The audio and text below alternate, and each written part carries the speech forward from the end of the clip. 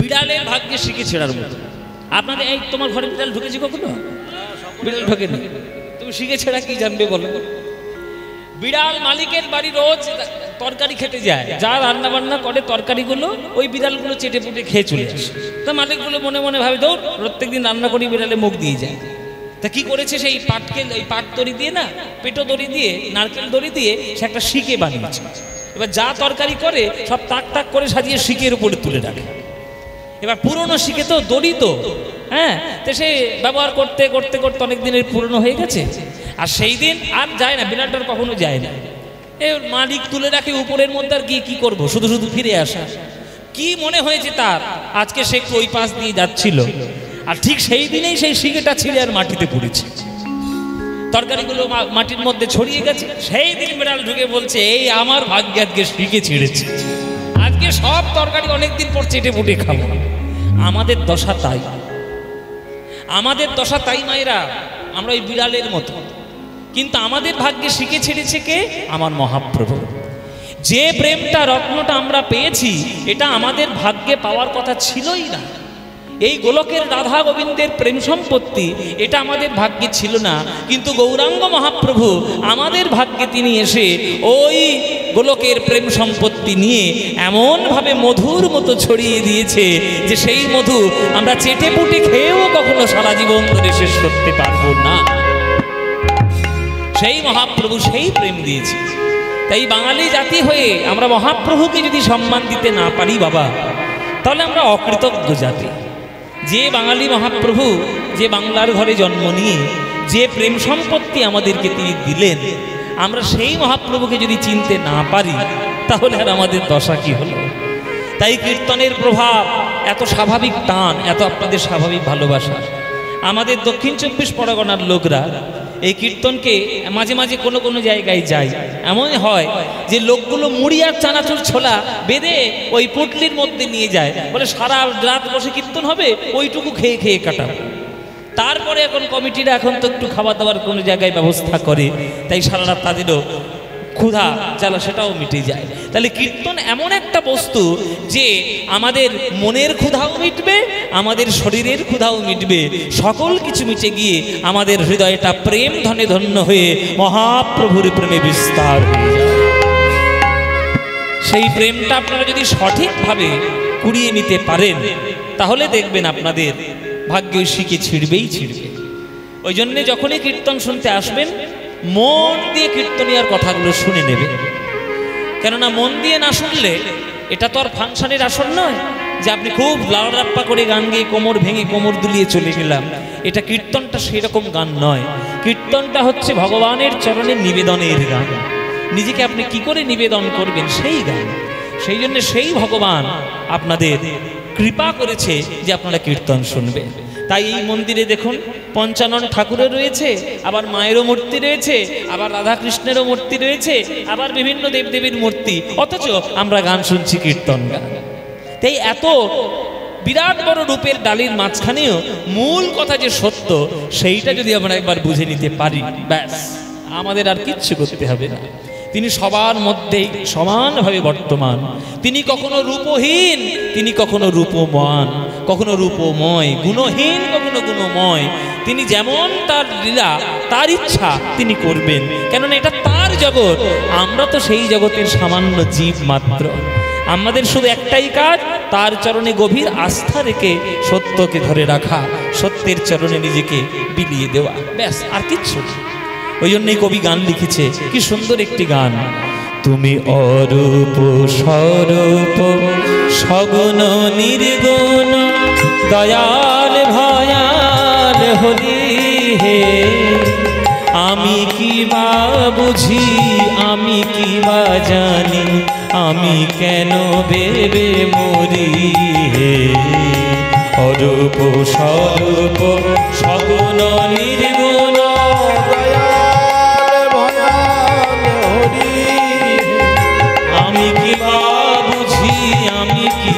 জানি, আমি কেন ভেবে মরি। অরূপ স্বরূপ সগুণ নির্গুণ দয়াল ভয়াল হরি হে। এক একটি গান যখন মন দিয়ে শুনবেন, তার মানেটা নিংড়ে নেবেন। মানেটা নিংড়ে নিয়ে তার মানেটা বুঝতে হয়, তবেই গানটার ভালো লাগা জন্ম নেবে। বলছে ভগবান কেমন দেখতে। এখন এখানে ভগবান কেমন দেখতে গেলে এখানে অনেকগুলো ভগবান আছে, আপনি কোন ভগবানটাকে ধরবেন? এখানে লাল ভগবান রয়েছে পঞ্চানন ঠাকুর, আবার তার পাশে বোধহয় শীতলাও রয়েছে, আবার এদিকে আমার রাধা গোবিন্দ রয়েছে, নানান ধরনের মূর্তি এখানে রয়েছে। তাহলে আপনি ভগবানকে কোন রূপে ধরবেন? লাল ধরবেন, নীল ধরবেন, না কালো ধরবেন, না সাদা ধরবেন, না সোনা ধরবেন? কোনটা ধরবেন? বলে যেটা তোমার পছন্দ বাবা তুমি সেইটাই ধরো। সেই ধরাটা যদি ধরার মতো হতে পারে, সেই ধরাতেই ভগবান তোমার হৃদয়ে ধরা দেবেই, একেবারে 100% গ্যারান্টি। ওরি বল বাবা, ধরাটা ধরার মতো হতে হবে, ওই আলগা মতো ধরলে হবে না। কিন্তু ও মায়েরা, আলগা ধরবেন না, যদি যখন ধরবেন একেবারে আষ্টে পৃষ্ঠে জড়িয়ে ধরবেন, এমন ভাবে জড়িয়ে ধরবেন যাতে সে নড়তে না পারে ভগবান তোমার কাছ থেকে, এমন ভাবে ধরবেন। তাই আপনার কাছে অরূপ, স্বরূপ, সগুণ, নির্গুণ সব একাকার হয়ে যাবে, কোনো রকম কোনো ভেদাভেদ বাদ বিচার করবেন না। অরূপ ও স্বরূপ ও সগুণ ও নির্গুণ ও দয়াল ভয়াল হরি। ভগবান কখনো দয়াল, বাবার ভগবানই কখনো ভয়াল। ভগবান দেখবেন যখন বীণা নিয়ে পদ্ম ফুলের উপর সরস্বতী রূপে তিনি বসেন, তখন তিনি দয়াল। আবার সেই মা যখন খড়গ নিয়ে অসুরদের মুণ্ডচ্ছেদন করতে যান, তখন তিনি হন ভয়াল। একই মা শাসনও করে, আদরও করে। তোমরা যেমন কি গো মায়েরা, ছেলে যখন খুব দুষ্টুমি করছে, মোটে কথা শুনছে না, মারলেন কি একটা জোরে থাপ্পড়।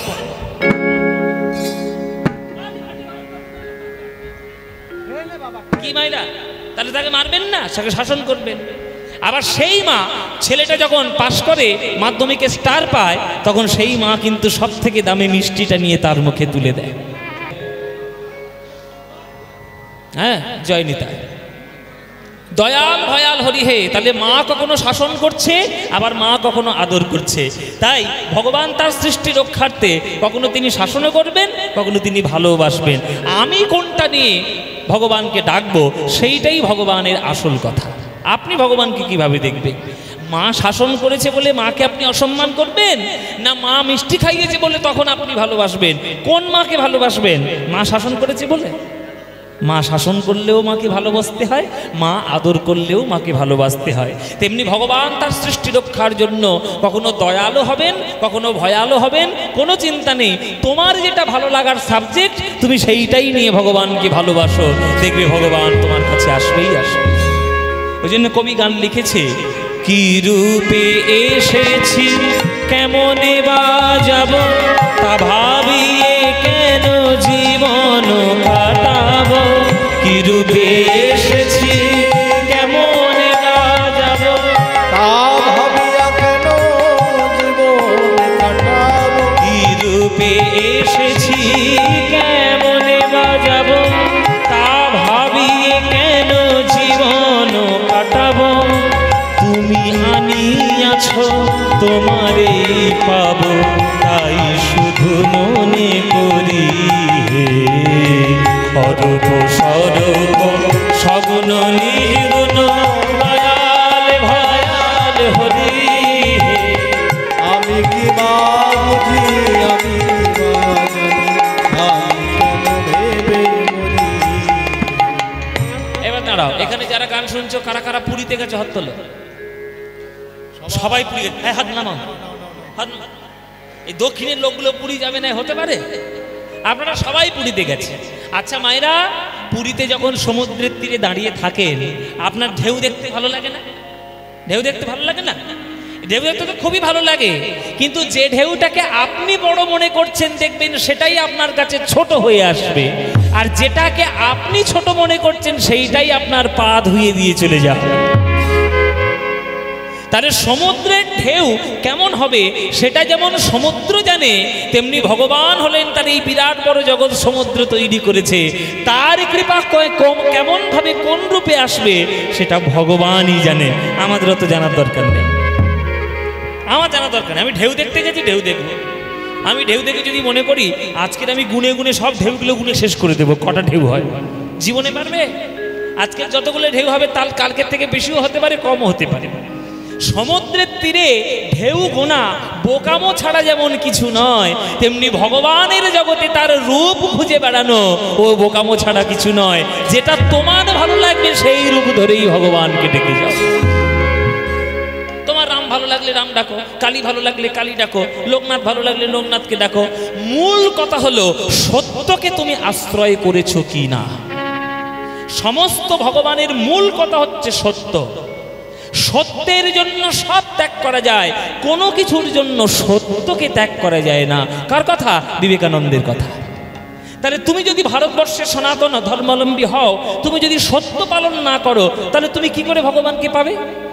রামকৃষ্ণ ঠাকুর তো বলেই দিয়েছে, কলিযুগের তপস্যা কি জানিস? কলিযুগের তপস্যা হচ্ছে সত্যি কথা বলা। আর আমরা সত্যি কথা বলি বাবা, সকাল থেকে সন্ধ্যা পর্যন্ত ডজন ডজন মিথ্যে কথা বলি। আমিও বাদ নেই, আমিও তার মধ্যে আছি। আমি নিজেকে কেন বাদ দেব? আর আমাদের প্রত্যেকের মিথ্যে কথা আরো বেড়ে গেছে। প্রত্যেকের হাতে হাতে মোবাইল এসে, সবার হাতে হাতে মোবাইল। ঘরের মধ্যে সকাল 8টার সময় শুয়ে আছে, বন্ধু ফোন করেছে, তুই কোথায় রে? বলে আমি মাসির বাড়ি শুয়ে আছি। তাহলে সকালটা শুরু হলো মিথ্যে দিয়ে, তাহলে তার হৃদয়ে ভগবান কি করে বসবে? আপনি প্রথম দিনের সকালটাই আপনি মিথ্যে দিয়ে মনটাকে নোংরা করে ফেললেন, তাহলে ভগবান বসবে কি করে? তাই প্রত্যেকটি ধর্মের মূল কথা হলো সত্য। যদি সত্য ঠিক থাকে তোমার সকল ধর্ম ঠিক থাকবে, আর যদি সত্য ঠিক না থাকে তুমি যতই আড়ম্বর করে বেড়াও না কেন, ভগবান তোমার থেকে 100 হাত দূরে পালিয়ে যাবে।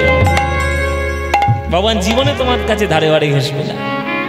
কৃষ্ণ কি বলেছেন গীতার মধ্যে?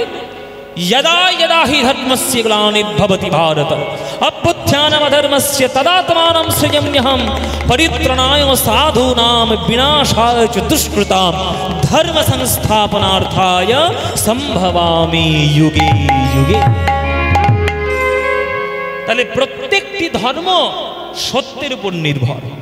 সত্য যদি তোমার ঠিক না থাকে, তোমার কোনো ধর্মই ঠিক থাকবে না। সে ইসলামও ঠিক থাকবে না, সে হিন্দুও ঠিক থাকবে না, সে বৌদ্ধও ঠিক থাকবে না, সে খ্রিস্টানও ঠিক থাকবে না, কোনো কিছু ঠিক থাকবে না যদি সত্য কথা না বলো, যদি সত্যের পথে না চলো। তাই বলছে ভগবানের কাছে তো এসছি, কি রূপে আমি এলাম, কেমন করে যাব, এত বিচার কেন করব? ভগবানকে বুকে জড়িয়ে ধরে শুধু একটু সত্যিকারের ভালোবাসা দিয়ে যাব, তাতেই তো ভগবানের চরণ কমল মাথায় নিতে পারবো। কি রূপে এসেছি, কেমনে বা যাব, তা ভাবিয়ে কেন জীবন কাটাবো? তুমি আনিয়াছো তোমারেই পাবো, তাই শুধু মনে করি অরূপ স্বরূপ সগুণ নির্গুণ দয়াল ভয়াল হরি। আমি কি বা বুঝি, আমি কি বা জানি, আমি কেন ভেবে মরি। না রাখি জটিল ন্যায়ের বারতা, বিচারে বিচারে বাড়ে অসারতা। আমি জানি তুমি আমারই দেবতা, তাই আনি হৃদে বলি হে, তাই আনি হৃদে বলি। একটা ছেলে গিয়েছে মাকে, ও মা তোমাকে আজকে একটা ভালো জিনিস খাওয়াবো, আমি তোমাকে একটা ভালো জিনিস খাওয়াবো। তখন ছেলে বলছে, বাবা কি খাওয়াবি? খাওয়া কি খাওয়াবি তুই?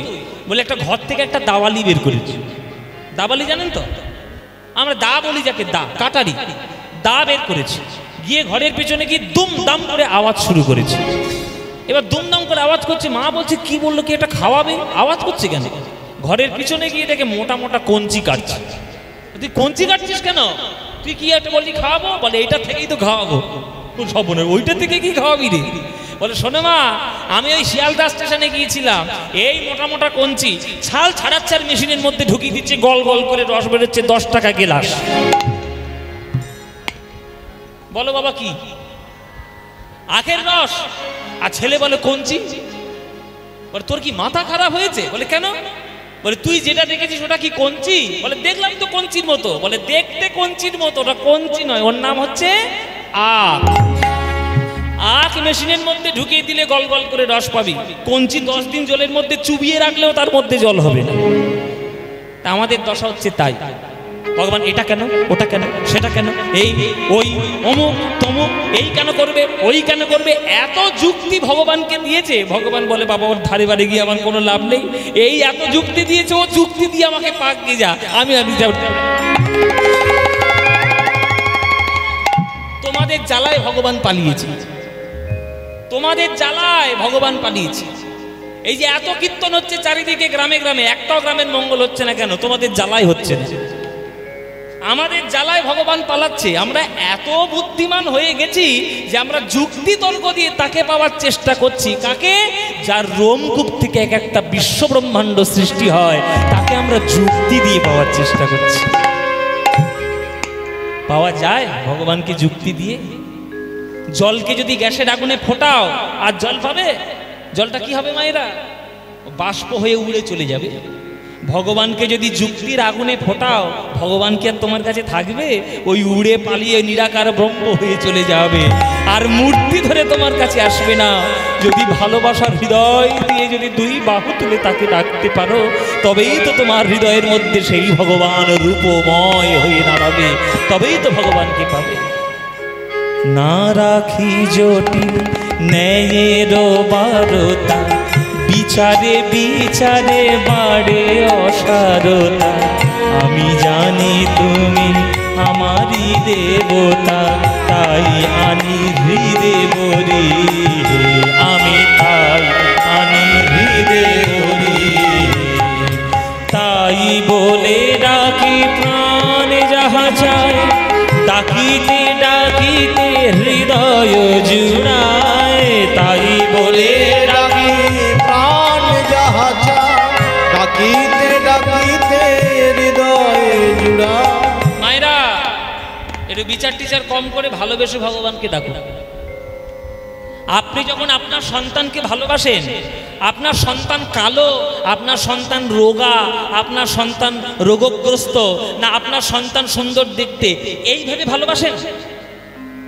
এইভাবে ভালোবাসেন? আপনার সন্তান তো আপনার সন্তান। রোগা হলেও ভালোবাসবেন, মোটা হলেও ভালোবাসবেন, রোগ থাকলেও ভালোবাসবেন, না থাকলেও আপনি ভালোবাসবেন। তাহলে সন্তানের ভালোবাসার প্রতি যখন বাদ বিচার করেন না, তাহলে ভগবানকে ভালোবাসার জন্য এত বাদ বিচার করছেন কেন? কেন এত বাদ বিচার করছেন? আর কতগুলো কীর্তনীয় উঠেছে এই আসরে দাঁড়িয়ে দাঁড়িয়ে আপনাদের নানান ধরনের ভক্তি হুজুং ভাজুং মাথার মধ্যে ঢুকিয়ে মাথাটা নষ্ট করছে। ভগবানকে পেতে গেলে কোনো যুক্তির দ্বারা ভগবানকে পাওয়া যাবে না। ভগবানকে পেতে গেলে কেবলমাত্র ভালোবাসা, কেবলমাত্র ভালোবাসা। আমাদের মতো এইরকম কত অজানা ওই মূর্খ কীর্তনিয়াদের কথা শুনবেন না, যারা সাধক তাদের কথা শুনুন। মীরাবাই বলে গিয়েছেন পরিষ্কার কথায়, মীরা কহে বিনা প্রেম সে না মিলে নন্দলালা। যে স্বয়ং ভগবানের সঙ্গে নিজের দেহকে মিলিয়ে দিতে পেরেছেন, আপনি তার কথা শুনবেন না, আপনি আমাদের মতো মূর্খ কীর্তনিয়াদের কথা শুনবেন। যিনি ভগবানকে পেয়েছেন তার কথা শুনুন। রামকৃষ্ণ ঠাকুর মাকে পেতে গিয়ে মায়ের হাতের খাড়াটা নিয়ে সে গলাটা মায়ের সামনে কাটবে বলেছে। তুই দেখা দিবি না, আজকে তোর সামনে গলাটা কেটেই ফেলব। এই আকুলতা ছিল বলেই তবেই না ভবতারিণী মাতাকে বুকের মধ্যে জড়িয়ে ধরেছে। সেই আকুলতা আপনার কই? আপনি তো শুধু ভগবানকে, আমরা তো শুধু ভগবানকে ডাকি নিজের স্বার্থ চরিতার্থ করার জন্য।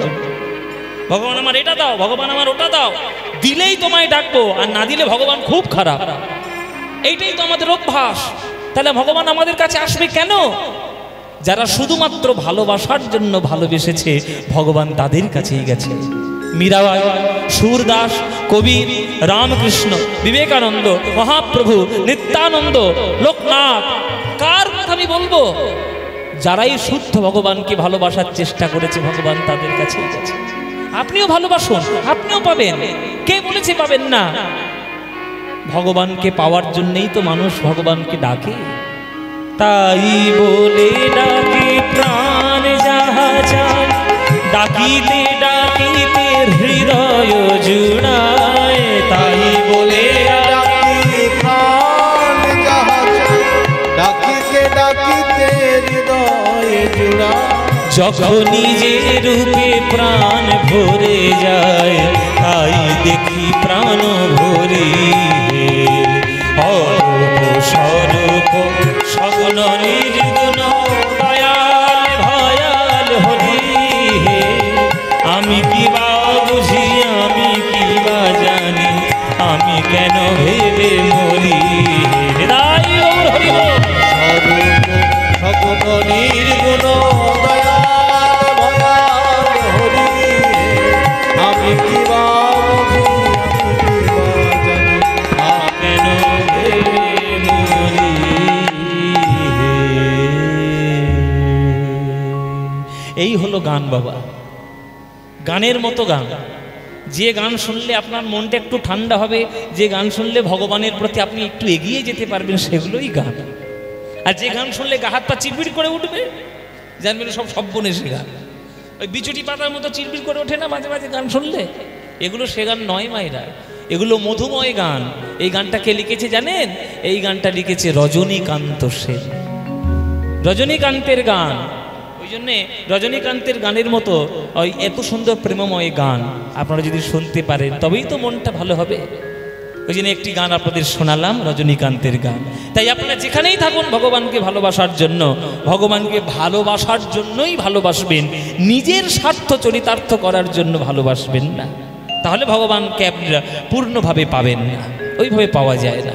কৃষ্ণ গীতায় পরিষ্কার বলেছে, পত্রাং পুষ্পং ফলং তোয়ং ইয়ো মে ভক্তা প্রযচ্ছতি তদহং ভক্তি উপরিতমস্মামি প্রযতাত্মনা। তুমি পাতা দাও, ফল দাও, ফুল দাও, আমি কিচ্ছু দেখবো না, আমি শুধু দেখবো তুমি যখন বসে আমায় ডাকছো হৃদয়ে আমার প্রতি ভালোবাসা আছে কিনা। ব্যাস, তবেই তোমায় ডাকবো, তবেই আমি ভালোবাসবো।